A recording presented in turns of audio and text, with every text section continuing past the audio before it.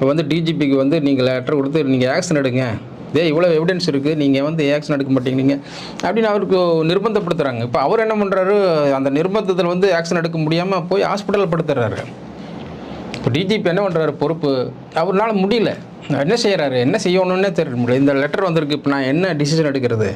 ஒரு உடம்பு சரியில்லாமல் போய் அது உண்மையாகவே உடம்பு சரியில்லையா, இல்லை வந்து தன்னிச்சையாக போய் படுத்துடுறாரா, சந்தேகம் வரும்.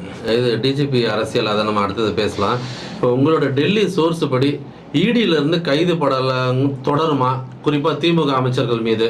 அதாவது அவங்க வந்து கரெக்டாக காய் நகர்த்திட்டு தான் போகிறாங்க. சட்ட ரீதியாக எப்படி நடவடிக்கை எடுக்கணும் அப்படின்னு பார்க்குறேன். எலெக்ஷன் டைம் வெளில வரக்கூடாது. ஆமாம், சட்ட ரீதியாக வந்து அவர் மேலே ஆக்ஷன் எடுக்கணும் என்னென்னு பார்க்கணும். அந்த மாதிரி தான் போயிட்டுருக்காங்க.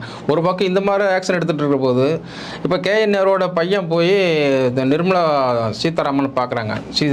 அது சந்திப்பு நடந்திருக்கு. இன்னும் அவங்க மட்டும் இல்லை, திமுகவிலேருந்து நிறைய பேர்